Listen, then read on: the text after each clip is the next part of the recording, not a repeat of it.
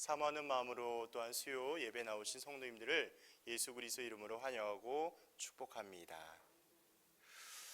오늘은 조금 지난 시간과 소재나 내용이 약간 무겁고 혹은 좀 무서운 감도 없지 않아 있는 내용으로 있습니다. 그렇지만 이 내용의 전반적인 흐름과 또 이렇게 상황을 고려해 볼 때 우리에게 얼마나 중요한 또 내용을 담고 있는지 함께 살펴보기를 원합니다. 지난 시간에 저는 사랑하는 성도님들과 첫 번째 인물로서 누구를 말씀드렸을까요? 감사합니다. 네, 아브라함을 말씀을 드렸습니다. 아브라함의 그 이삭의 번제를 드리는 사건을 통해서 이 말도 안 되는 억지 같은 요구를 듣게 하시는 하나님의 철저한 섭리와 계획을 나눴습니다. 도무지 알 수 없는 하나님의 그 계획 앞에 아브라함과 이삭은 따라주고 있는 모습을 보여주게 되었고요. 결국 하나님께서 미리 예비하신 순양을 통하여 마지막 번제까지 이르게 하는 모습을 바라보았습니다. 이러한 모습, 바로 신실한 믿음에 근거한 순종함은 아무런 의심 없이 따라가야 하는 행함, 그 자체가 말처럼 쉬운 것도 아니고 그것을 유지하기도 너무나 어려운 것이 바로 그때 우리가 함께 살펴보았던 본문 창세기 22장에 대한 내용입니다. 하지만 하나님께서 성령님으로 말미암아 우리에게 주신 귀한 은혜가 있기 때문에 우리 모두는 우리의 힘과 노력이 아니라 바로 성령님의 깨닫게 하심과 교훈하심으로 우리가 그 자리를 묵묵하게 걸어나갈 수 있고 하나님의 뜻에 따라 살아갈 수 있는 귀한 또한 자녀 또 승리의 모습을 살아갈 수 있게 되는 것입니다. 오늘 우리가 읽었던 사무엘하 12장의 내용을 바라보면서 오늘의 인물은 다윗입니다. 다윗은 성도님들이 또 많은 목사님들과 설교자들을 통하여 또 많이 들었을 내용인데요. 특별히 사무엘하 12장에 대한 내용은 인간이 행악하면 얼마나 행악한지, 얼마나 치밀하고 극악한 또한 죄를 갖고 있는지를 아주 자세하고 구체적으로 나열하고 있는 성경 본문이라고 할 수 있습니다. 특별히 12장을 이해하려고 한다면 11장과 함께 보는 것이 너무나 중요합니다. 그래서 좀 더 깊은 이해와 또한 넓은 또 생각을 갖기 위해서 다윗에 대하여 잠깐 설명드리고 계속 이어가겠습니다. 네. 다윗은 화면에 보시는 것처럼 이스라엘의 두 번째 왕입니다. 이 다윗은 하나님의 마음에 가장 합당한 사람이라고 여김을 받았고요. 다윗은 유다 지파 이새의 8번째 마지막 아들로 베들레헴에서 태어났습니다. 그가 하고 있었던 일은 양을 치던 목자였고 또한 그는 사울 그 왕의 궁중악사로서 책임감과 성실함을 겸비한 사람으로 알려져 있습니다. 하나님만을 의지함으로 이방 나라 블레셋 군대를 번번이 이겨서 승리하게 되었고요. 대표적인 사건으로 장국 골리앗을 물맷돌로 쳐서 이기는 그러한 승리를 가졌던 사람이기도 합니다.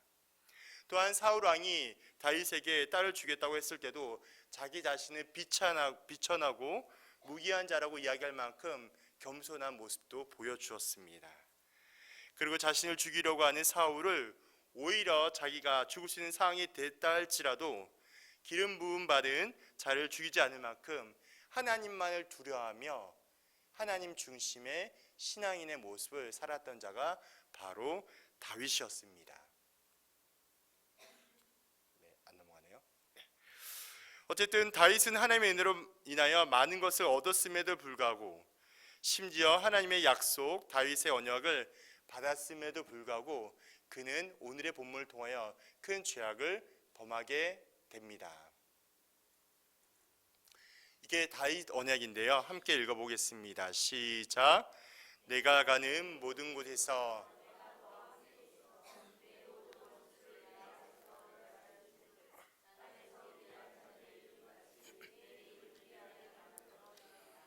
아멘. 성도님들 읽으셨던 것처럼 사무엘하 7장 9절에 나와 있는 말씀입니다. 하나님께서 다윗을 통해서 다윗 언약을 맹세해 주셨던 것인데요. 다윗은 이렇게 하나님께서 언약을 맺어 주신 것처럼, 약속을 해 주신 것처럼 아주 큰 은혜와 사랑을 받았던 자입니다. 그랬던 다윗이 바로 다른 사람의 아내를 처참히 짓밟고 무너뜨리고 그의 남편을 전쟁터로 보내어 죽이게끔 하는 가장 악랄하고 또한 취약한 그러한 범죄를 벌이게 되었던 사람이죠. 하나님께 가장 합당한 자라고 여겼던 다윗에게 어찌 이러한 모습이 있었을까요? 주변 사람들에게 자비와 긍휼을 베풀었던 그가 무엇이 만족치 못하였고 또한 부족했기에 그렇게 행악한 범죄를 서슴없이 벌일 수 있었을까요? 도무지 이해가 가지 않는 그의 행동이 어떻게 이렇게도 그를 바꾸게 하는지를 다들 또한 궁금해하며 그렇게 할 수 있겠습니다. 우리가 이 상황 가운데 기억할 것이 있는데요. 그것은 아무리 하나님께 거룩하고 존귀하게 쓰임받는 다윗이라 할지라도 자신이 하나님 앞에 범죄할 가능성이 있음을 잊지 말아야 하겠습니다. 하나님 앞에 그 누구도 예의 없이 죄인입니다. 하지만 다윗은 하나님의 은혜를 잊어버리고 마치 자신이 모든 것을 이룬 것 같은 착각을 하게 되며 전쟁터에서 자주 승리한 것이 그의 교만함을 형성하게 하는 가장 큰 요인으로 삼을 수 있겠습니다. 그것이 바로 대표적인 모습 사무엘하 11장 1절의 모습입니다. 제가 잠깐 읽어드리겠습니다. 그애가 돌아와 왕들이 출전할 때가 되매 다윗이 요압과 그에게 있는 그의 부하들과 온 이스라엘 군대를 보내니 그들이 암몬 자손을 멸하고 랍바를 에워쌌고 다윗은 예루살렘에 그대로 있더라. 아멘.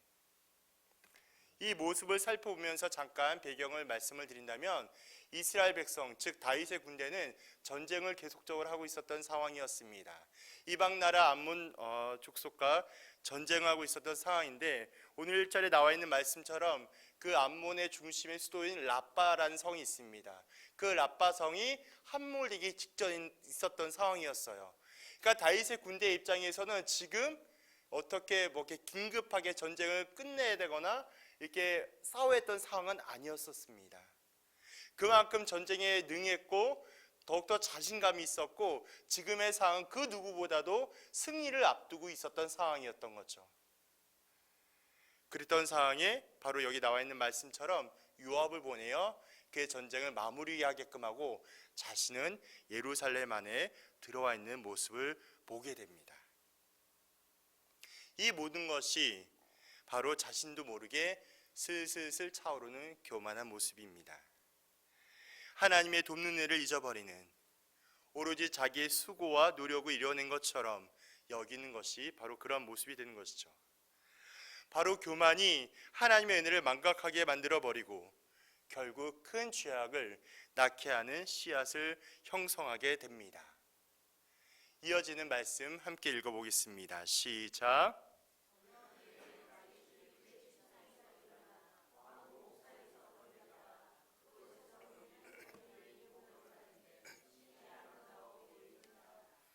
아멘. 방금 읽었던 말씀처럼 다윗은 그 교만함과 더불어서 바로 어둠과 정욕을 사랑하는 모습을 보여주었습니다. 죄악은 어둠과 함께하는 특징이 있습니다. 어둠은 빛을 깨닫지 못하게 합니다. 그래서 다윗은 어둠 가운데 바로 죄를 범하게 되는 것이죠. 우리가 계속해서 살펴보겠지만 이 다윗의 범죄함의 가장 핵심은 바로 음란함의 죄악입니다. 간음하게 되는 죄악이죠. 제가 자세하게 설명드리지 않았지만 상상해 보겠습니다. 이 상상할 때 제가 남자라서 더 감정이입이 잘 되는데요. 제가 다윗 왕이었고 바로 내 눈앞에 펼쳐지는 다른 그 아래쪽에 한 아리따운 여인이 있습니다. 근데 그 아리따운 여인이 아무것도 입지 않고 목욕을 하는 장면이었어요. 신체 건강한 남자라면은 당연히 눈이 커지겠죠. 그리고 그 여자를 보고 가만히 있으면 남자가 아닐 것 같습니다. 분위기 이상해지네요. 죄송합니다. 어찌됐든 그러한 상황이었어요. 그러한 상황 가운데 있었을 때에 다윗은 음란한 마음을 품게 되고 그 여자를 취하야겠다라는 마음을 갖게 되었습니다. 그 시간이 바로 저녁 시간대였습니다. 우리가 근데 한 가지 또 기억할 것이 있는데 무엇이냐면 이 밤과 저녁에 대해서 그 자체로 부정적으로 여겨서는 안 됩니다. 왜냐하면 밤은 하루의 피곤함을 풀고 그 다음날을 준비하기 위하여 하나님께서 우리 모두에게 허락해 주신 시간이기 때문입니다. 그렇지만 그럼에도 불구하고 밤은 유혹도 많고 죄를 짓기에 가장 안성맞춤 시간임을 또한 잊지 않으셨으면 좋겠습니다. 다윗은 어두운 저녁 시간대에 자신의 정욕 때문에 자신의 부하인 아내를 취하게 되는 범죄를 저지르게 됩니다. 이러한 모습은 순간적인 자기 절제가 되지 못하는 실패한 모습입니다.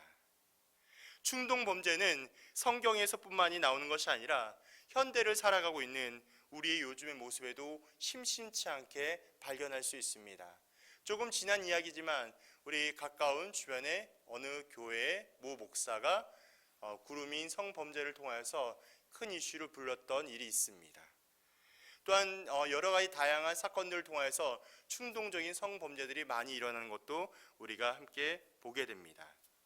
이러한 범죄들은 연약한 여성을 대상으로 이루어지는 모든 범죄라고도 볼 수 있습니다. 다윗은 자신이 저지른 죄악이 얼마나 처참하고 두려웠을까요? 그래서 그는 더 엄청난 일을 계획하며 준비하게 합니다. 다른 부하 요압을 시켜서 우리아를 부르게 되죠. 그리고 우리아를 부르고 난 다음에 자신의 그 거하는 곳 안에서 술을 한참 마시며 그에게 회유를 합니다. 우리아야, 너가 나에게 평소에 너무나 충성스러운 거 알겠는데 조금 있다가 다른 곳에서 전쟁을 이렇게 열심히 해주면 내가 너에게 더 큰 영광과 면류를 줄게. 이렇게 회유를 하지 않을까 상상이 됩니다. 그렇게 이야기하고 나서 다음날 우리아를 전쟁터로 내몰게 되죠. 그리고 우리아가 어떻게 되었을까요? 바로 적들의 칼에 죽임을 당합니다.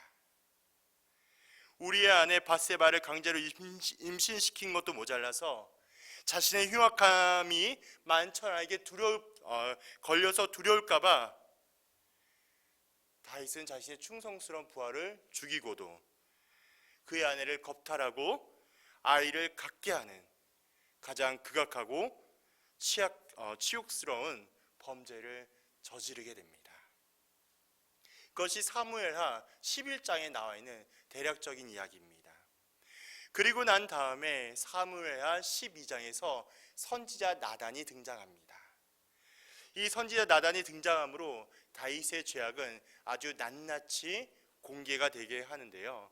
마치 막장 드라마의 하이라이트처럼 하나하나 꼬집어서 이야기되는 모습을 볼 수 있습니다. 사무엘하 12장 1절을 보면 재미있는 사실을 발견합니다. 그것은 다윗에게 찾아간 나단은 자신이 스스로 찾아간 것이 아니라 바로 여호와께서 나단을 다윗에게 보내시니라고 이야기합니다. 이걸 보면 어떤 부분을 알게 되냐면 하나님께서 보내신 것을 누가 보낸지를 알 수 있게 되는 것이죠. 바로 하나님께서 나단을 통하여 다윗에게 보내시는 것. 이것은 무엇을 의미하고 있냐면 바로 성경이 말하고 있는 회개의 주체는 회개의 당사자에게 있는 것이 아니라 하나님께서 선지자와 말씀을 통하여 회개받을 자를 회개하게 하신다라는 것입니다. 바로 말씀을 통하여 성령의 감동과 깨닫게 하심으로 다윗의 범죄를 책망하게 하며 회개하게 하여서 그렇게 만들어 되도록이 하는 것, 바로 하나님의 인도와 주권 아래에 있음을 알게 하는 것이죠. 그래서 우리에게는 예수 그리스도의 말씀이 너무나 중요합니다. 예수 그리스도의 말씀만이 변하지 않는 참된 진리이기 때문에 너무나 중요합니다. 그래서 예수님 말씀에 집중하셔야 합니다. 말씀 자체가 하나님이신 그분의 말씀을 더욱더 사랑하며 말씀과 동의하는 삶을 살아내셔야 하는 겁니다. 말씀이 나를 지배하고 인도할 때에 나의 의지와 노력이 아니라 오직 성령으로, 성령의 도우심으로 거룩해지는 것입니다. 더욱더 하나님의 뜻을 알아가며 살아갈 수 있습니다. 그것이 말씀의 능력이며 말씀의 소망함입니다. 이제 나단은 자신의 비유를 들어주므로 다윗의 책망에 본격적으로 시동을 걸어냅니다. 나단의 비유는 세 가지 의미를 좀 볼 수가 있게 되는데요. 바로 다윗의 권세, 왕위의 권위에 직접적인 충돌을 막기 위하여 비유적인 설명으로 책망을 하게 되고요. 또한 다윗이 자신의 죄를 고백할 수 있도록, 기억하며 고백할 수 있도록 비유로 책망을 하게 됩니다. 그 다음에 이 죄에 대한 실체에 대해서 둔감한 다윗에게 처참하게 그 자신의 죄악이 얼마나 참담한지를 깨닫게 하기 위하여 비유로 책망을 하고 있습니다. 그리고 나단은 비유를 들음으로 이제 자신의 이야기를 선포하죠. 한 성읍에 두 사람이 있는데 한 사람은 부한 사람이고 한 사람은 가난한 사람이었습니다. 여기서 말하고 있는 부한 사람은 다윗을 상징하며 양과 염소는 다윗이 거느리고 있는 수많은 첩을 상징합니다. 이와 같이 나단은 다윗이 많은 아내를 거느리고 있었음에도 불구하고 만족하지 못하고 있는 다른 여인 밧세바에게 음욕을 품었다는 것과 그것을 숨기기 위하여 그가 저지른 죄악들이 하나님 보시기에 얼마나 심각하고 치명적인 범죄인가를 지금 이야기하고 싶은 것입니다. 이어지고 있는 가난한 자, 바로 작은 안양 새끼로 전개가 되고 있는데요. 그것은 가난한 자에 대한 설명을 하고 있는 것입니다. 고대 근동 사람들은 가축을 그들의 부와 기준과 척도로 삼고 있습니다.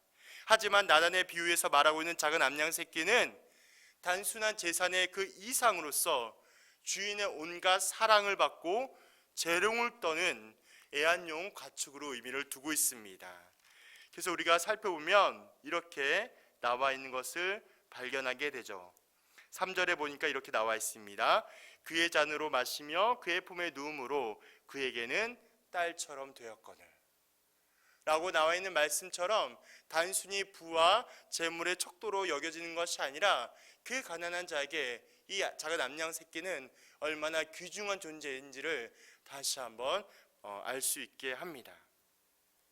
궁극적으로 작은 암양 새끼는 가난한 주인에게 있어서 유일한 꿈과 희망이 담겨있는 고결하고 또한 존귀한 존재인 것이죠. 이어지는 어떤 행인 혹은 온행인, 온 사람이 3번 반복하여 강조하고 전개되고 있는데요.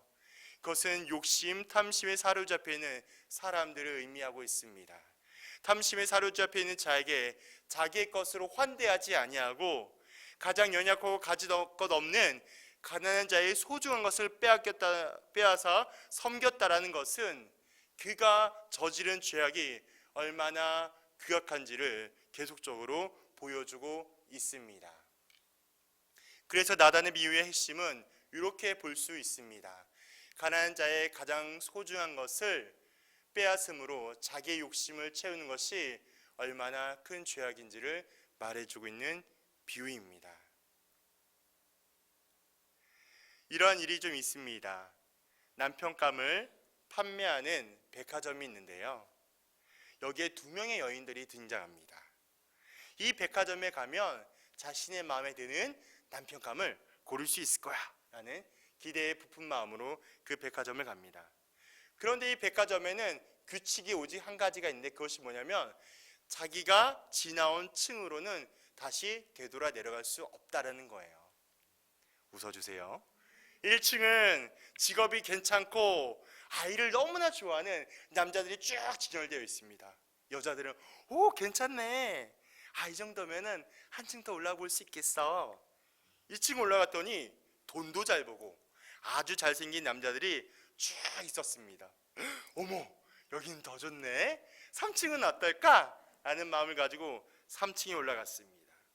3층에 갔더니 돈도 잘 벌고 아이도 좋아하고 아주 잘생기며 집안일까지 잘 도와준 남자들이 쫙 이렇게 있었던 것입니다.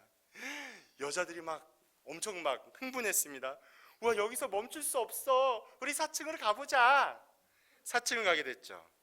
4층에 갔더니 돈도 잘 벌고 아이도 좋아하고 잘생겼고 집안일도 도와주고 그리고 로맨틱한 것까지 한 남자들이 쭉 있었던 거예요. 여자들이 무릎을 탁 쥐어서 맙소사, 이제 4층 이 정도면 5층은 볼 것도 없어, 우리 5층으로 가보자. 이미 흥분이 막 이렇게 찼어요. 5층에 갔더니 이러한 안내문이 적혀져 있습니다. 5층은 비어있음. 만족을 모르는 당신, 출구는 왼쪽 편에 있으니 계단을 따라 쏜살같이 내려가기 바라. 너무나 우스꽝스럽고 짧은 이야기지만 우리의 욕심의 끝은 어디입니까? 남편감을 고르는데 이것저것 고민하며 고르는 우리의 모습 가운데 우리의 깊은 욕심은 어디에 있습니까? 다윗도 이와 같은 욕심의 마음이 작용하여서 우리아 안에 밧세바를 임신시키고 그것도 모자라서 전쟁터에 그의 남편을 죽기까지 만들어 버렸습니다. 오직 자신이 채우고자 하는 욕심과 자기 만족의 가장 큰 비극이라고 할 수 있는 것이죠. 나단의 비유를 들은 다윗의 반응은 어떠했을까요? 바로 잠자던 양심이라도 깼다는 듯이 크게 화를 내는 모습을 보여주고 있습니다. 성경에서는 그것을 자세하게 구체적으로 묘사하고 있지 않겠지만 큰 소리를 내며 흥분을 가라앉지 못하는 다윗의 모습을 상상해 볼 수 있겠습니다. 그것이 5절과 6절에 대한 내용이죠. 한 나라의 왕으로서 당연한 분노라 여기며 어쩜 그러한 극악한 일이 내 나라에서 일어날 수 있겠는가? 자신의 죄와 실수는 철저히 가라앉히고 온갖 부패한 마음으로 가득 차 있는 다윗의 모습을 여실하게 볼 수 있는 것이죠. 이런 다윗의 모습은 너무나 뻔뻔합니다. 너무나 뻔뻔하기 그지없어서 다른 말로 형용할 수가 없겠습니다. 그런데 죄 앞에 있는 우리의 모습은 또한 어떻습니까? 다윗의 이런 뻔뻔함이 연약하고 부족하고 늘 실수 많고 실패하는 우리의 죄악된 모습은 아닙니까? 이제 나단의 책망 가운데 가장 하이라이트의 책망이 등장하게 됩니다. 바로 속사포 같은 책망이 나오게 되는데요. 제가 잠깐 소개해드리겠습니다. 열받지? 어떻게 그렇게 비상식적으로 말도 안 되는 일이 서슴없이 벌어질 수 있을까? 하나님을 전혀 두려워하지 않는 가장 바보 같고 어리석은 사람이 여기 있는 것 같지 않아? 어때? 바로 그 주인공이 너야. 다윗의 표정이 어떠했을까요? 선지자 나단을 통해 그 말을 들은 다윗의 심경은 어떠했을까요? 이어지는 나단은 더욱더 활활 타오르면서 큰 이야기를 하고 있습니다. 내 이야기를 잘 들어봐. 하나님께서 너를 이스라엘 왕으로 선택하신 것은 네가 잘나서도 아니고 네가 훌륭하게 준비된 것도 아니고 오직 하나님의 뜻과 계획으로 네가 은혜로 세워진 것인데 너는 그것도 까맣게 잊고 나서 또 사울의 손에 네가 몇 번이나 죽임을 당할 것을 기억하고 있지. 그때마다 누가 살려줬니? 그뿐만이 아니야. 너에게 준 많은 동역자들, 많은 재물들, 그리고 모든 것들을 하나님께서 너에게 허락하여 주셨는데 너는 하나님의 말씀보다 너의 정욕에 무너져서 내 스스로 거룩과 경건에 노력하지 아니하고 탐욕과 간음과 살인을 저질렀어.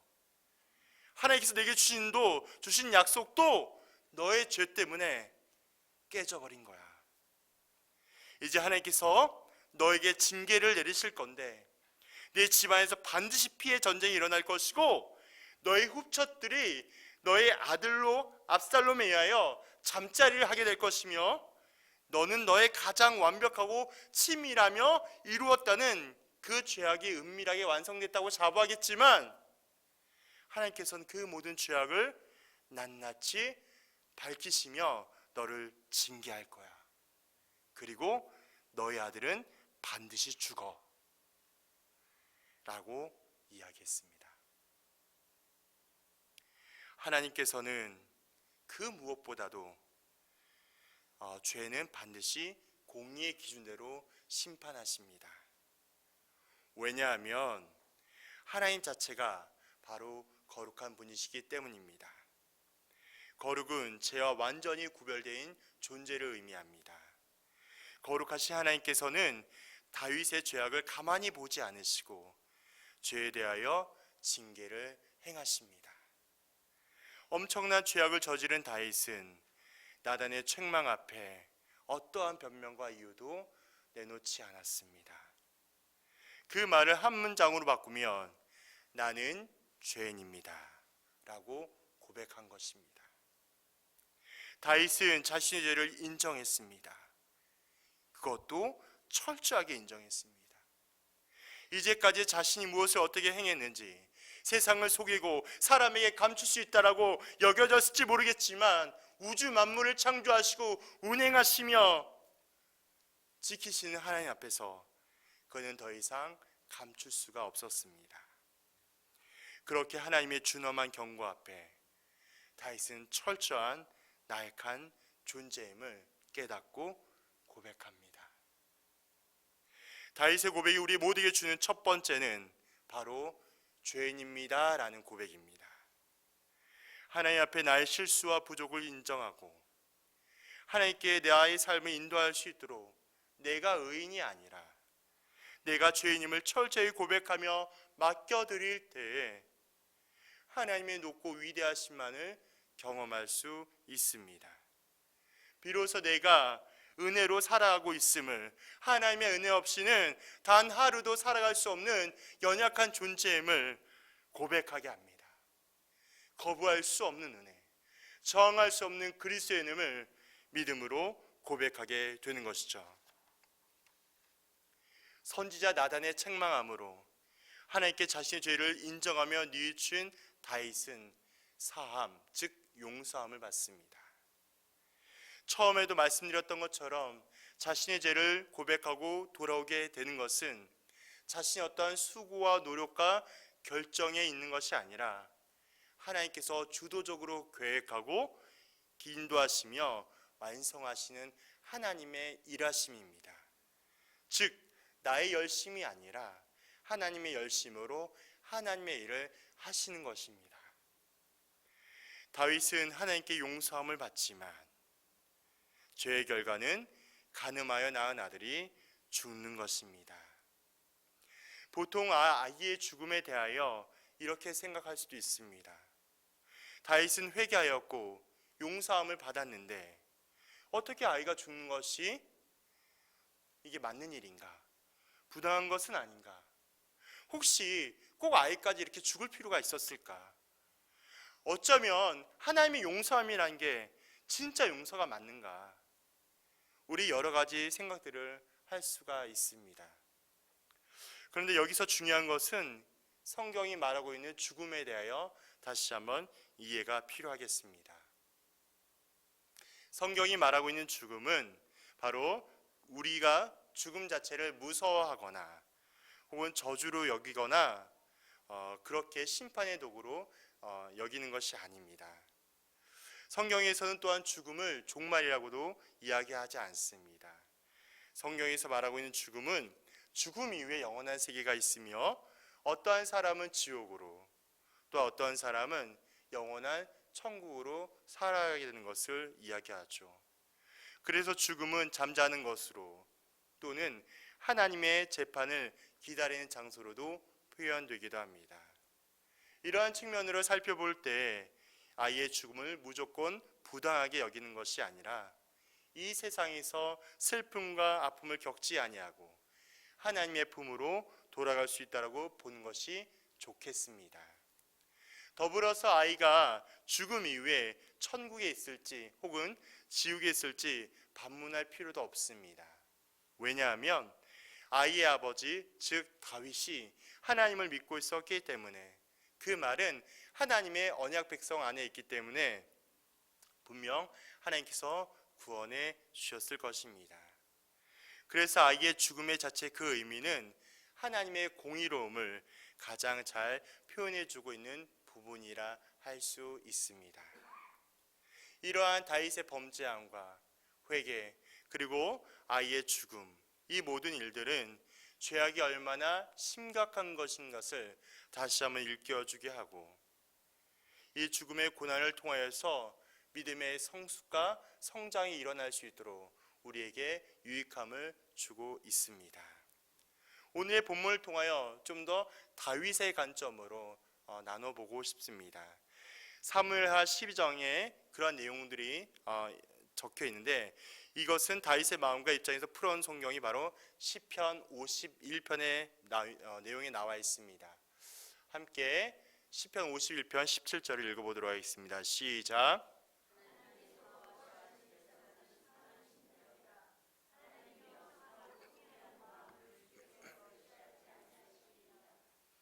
아멘.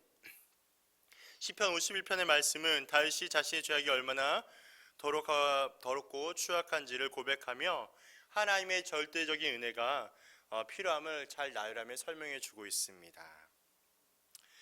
우리가 지금 읽은 17절은 진정한 회개드림으로 하나님께 예배드리는 자의 모습이 너무나 중요하다라고 이야기하고 있는 것이죠.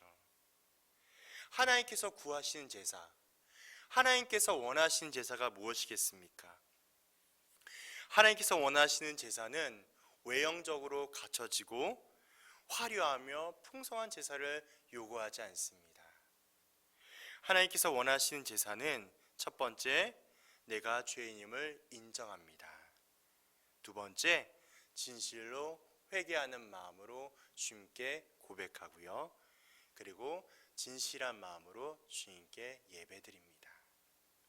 그래서 상하고 통회하는 마음으로 주님께 나의 삶을 낱낱이 말씀을 드리며 내 마음과 상황을 주관하시고 인도하실 하나님께 맡겨드림으로 나의 의지와 나의 생각과 선택이 아니라 오직 하나님의 은혜와 인도하심으로 살아내는 것입니다. 오늘의 본문과 또한 시편 51편의 말씀을 통하여 저와 성도님들이 드리는 회개와 예배는 어떠한 모습입니까? 우리 모두는 하나님 앞에 먼저 죄인임을 인정하고 있습니까? 아니면 여전히 하나님이 계셔야 할 그 자리에 내가 앉아있고 하나님은 언제나 두 번째, 세 번째, 네 번째, 어쩌면 저기 아래에 보이지도 않는 그런 위치에 또 내려가 있지는 않습니까? 때로는 정말 위급하고 절박하고 기댈 곳이 없을 그 찰나에 그때만 찾는 존재가 하나님은 아닙니까? 다윗의 죄와 우리의 죄를 한번 비교해 봅시다. 어떠합니까? 죄의 모습과 내용은 서로 다 다르겠지만 죄를 갖고 있는 죄인인 자체를 놓고 생각해 볼 때에 부인할 수 없는 연약하며 해결받지 못한 죄인임을 우리는 알게 됩니다. 다윗의 범죄함이 교훈하고 있는 궁극적인 것은 내가 죄인임을 먼저 인정하며 고백하는 것이고, 두 번째는 하나님의 은혜, 예수 그리스도의 십자가의 능력만이 나를 새롭게 합니다. 그리고 상하고 통회하는 마음으로 진정한 예배자로 나아갈 때에 풍성한 은혜를 누릴 수 있음을 기억하시면 좋겠습니다. 이러한 회개드림이 풍성한 은혜가 저와 성도님들에게 충만하게 임재하기를 간절히 소망합니다. 우리 이 시간에 말씀의 은혜를 기억하면서 함께 찬양드리기를 원하는데요. 하나님이시여 나의 모든 죄를 도말하소서. 잠깐 찬양으로 경배드리겠습니다.